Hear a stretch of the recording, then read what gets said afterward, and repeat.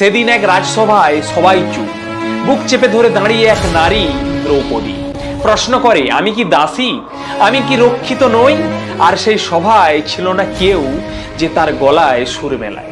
শুধু একজন, যিনি হেসেছিলেন, ছক কষেছিলেন, পাশা খেলেছিলেন। তিনি ছিলেন শকুনি, গান্ধারের রাজপুত্র। অন্যায়ের সেই দিনে কেউ তাকে রক্ষা করেনি। আর যিনি সেই ষড়যন্ত্রের বুনিয়াদ রচনা করেছিলেন, তিনি ছিলেন এক দূর দেশ থেকে আসা রাজপুত্র, গান্ধারের সন্তান শকুনি।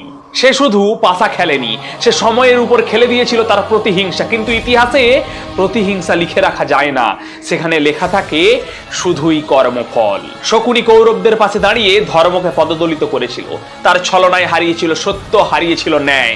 আর দ্রৌপদীর এক টুকরো নিঃশ্বাস বয়ে গিয়েছিল বাতাসে, যা হয়ে উঠেছিল এক যুদ্ধের কারণ, এক যুগান্তের সূচনা।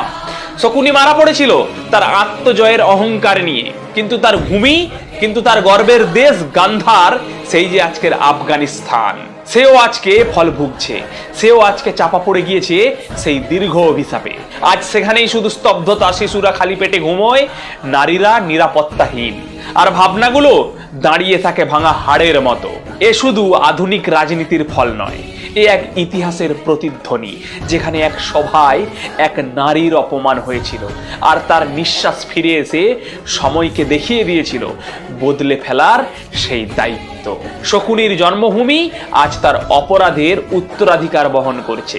কারণ প্রতিটি অন্যায় যদি মাটিতে গুঁড়িয়ে ফেলা হয়, তবু তার ধোঁয়া আকাশে ভেসে থাকে, আর আকাশ একদিন তা ফিরিয়ে দেয় বজ্র হয়ে, অভিশাপ হয়ে।